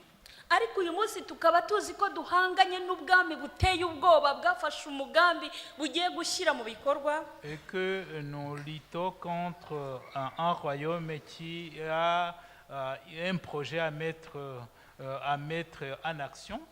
nagira ngo mbasabe bana b'Imana twihane kandi tubikuye ku mutima. Je voudrais vous inviter à vous repentir du fond du cœur. Tumesere imyambaro yacu kweza tuyimese mu maraso ya Yesu. Lavons nos habits pour être sanctifiés et lavons-le dans le sang de Jésus. Kuko ibishura byacu aho binyura biri kugenda byanduza abandi aho kugira ngo bigire icyo bamarira. Parce que nos habits salissent les autres lors de notre passage. Bitari ibyo twaba turimo turushywa n'ubusa kuko imbaraga z'agahembe ntiwabasha kuzitsinda utaramesha ibishura byawe mu maraso ya Kristo. Autrement, on ne pourra pas résister à la force de la petite corne si tu n'as pas lavé tes habits dans le sang de Jésus-Christ. Abaheburayo igice cya 10 umurongo wa 37 haravuga ngo Hébreux 10, verset 37.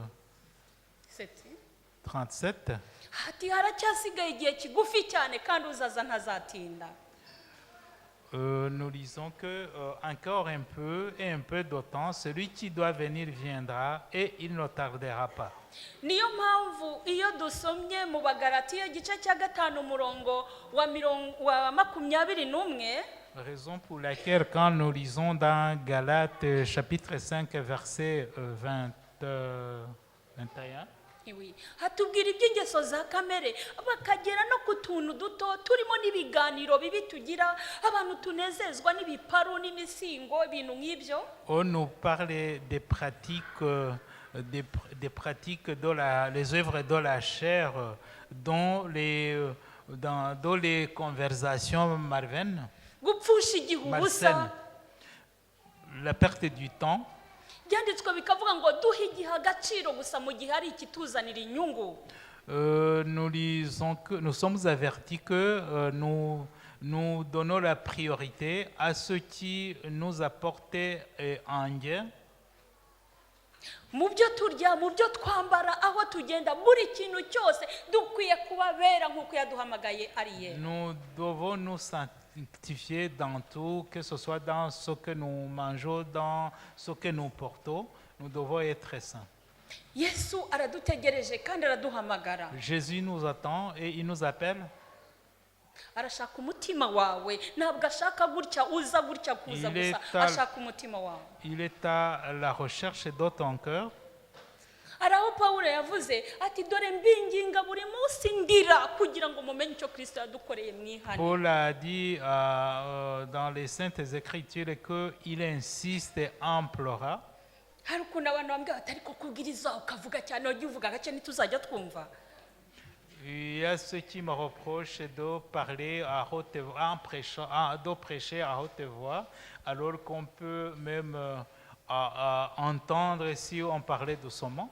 Mbishoboye nakora nk'uko umugabo witwa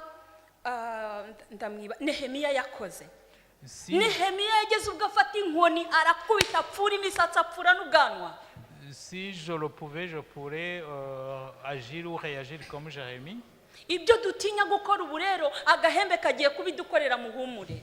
Ce qu'on crée de faire maintenant, la corne va le faire à notre place. Ibi dukora ni ukuba mu mahoro tudafite, ariko umwami wacu ni umwami w'amahoro. Nous vivons dans la paix que nous n'avons pas, alors que notre roi est le roi de paix. Imana itugirire neza. Que le roi nous aide, que le Dieu nous aide.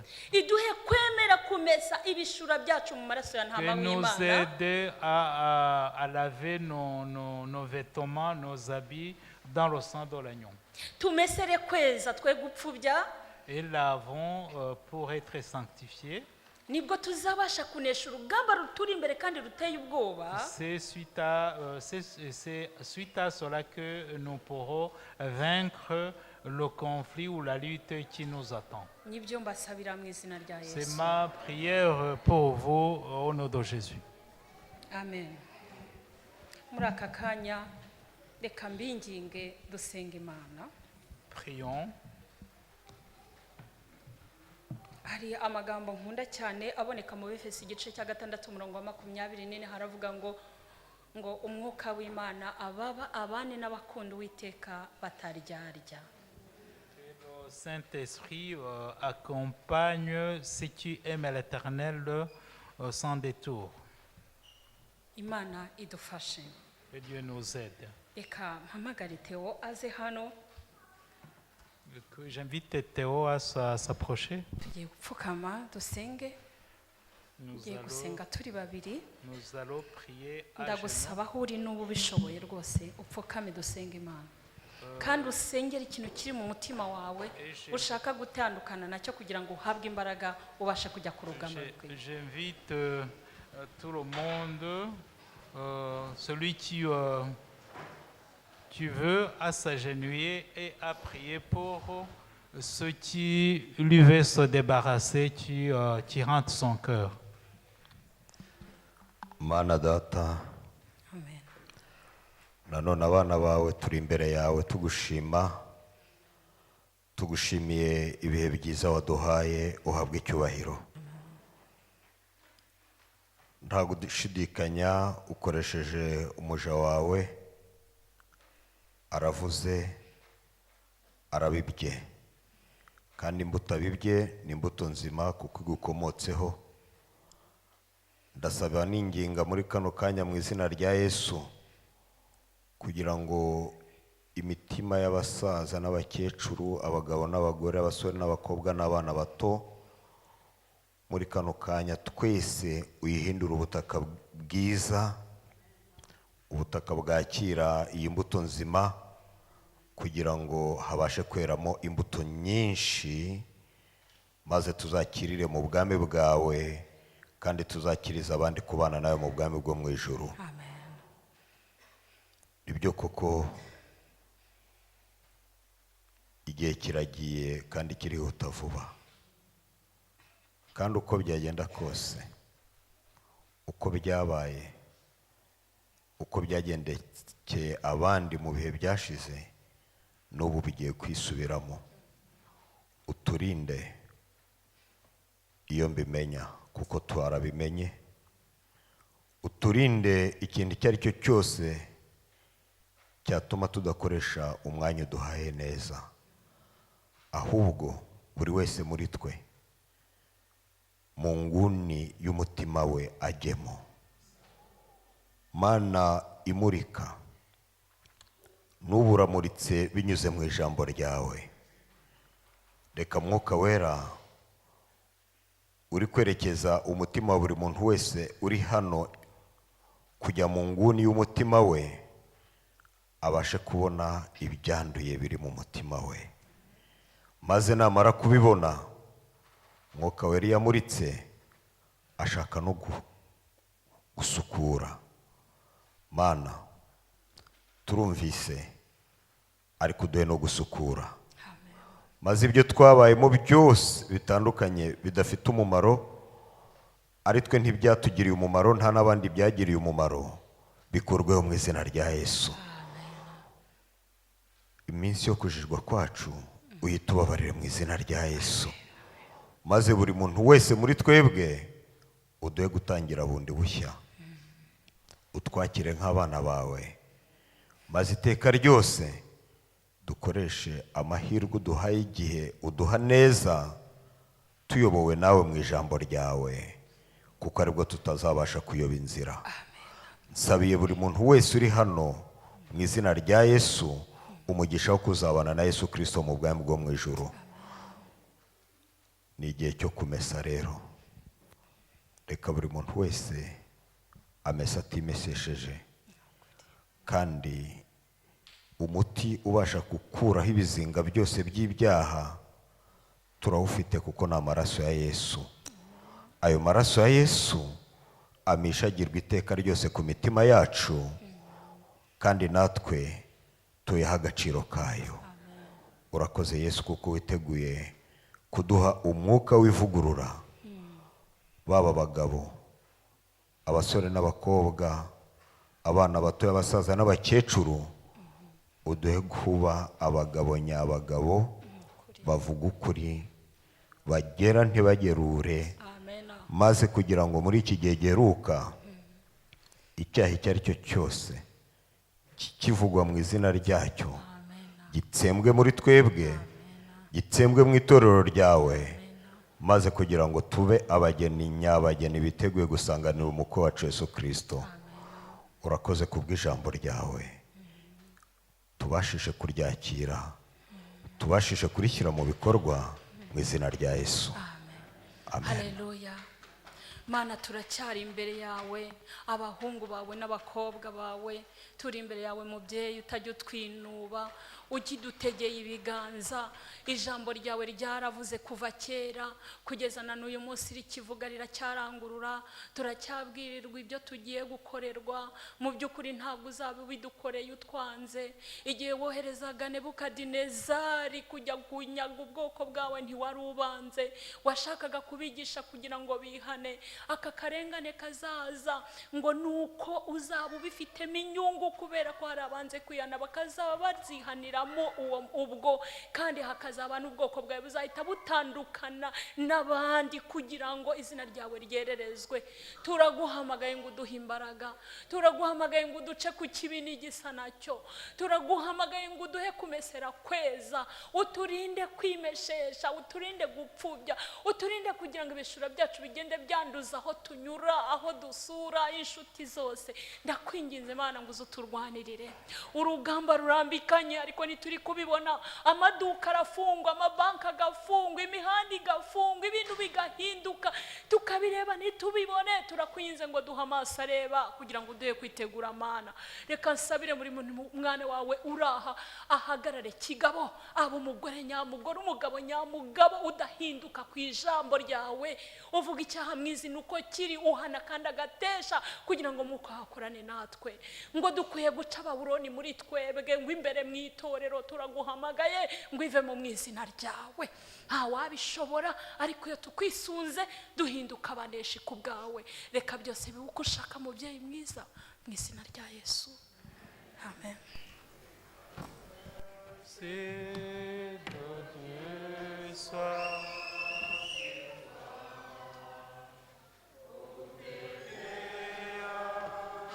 marcher dans ses voies. reçois tout son pardon et sa bénédiction. Va en paix dans la joie, dans l'amour. Que le Dieu de paix vous sanctifie lui-même tout entier et que tout votre être, l'esprit, l'âme et le corps soient conservés irrépréhensibles lors de l'avènement de notre Seigneur Jésus-Christ. Celui qui vous a appelé est fidèle et c'est lui qui le fera. Que la grâce de notre Seigneur Jésus-Christ soit avec vous tous. Amen. Amen. Bon sabbat à tous et partons dans la paix du Seigneur.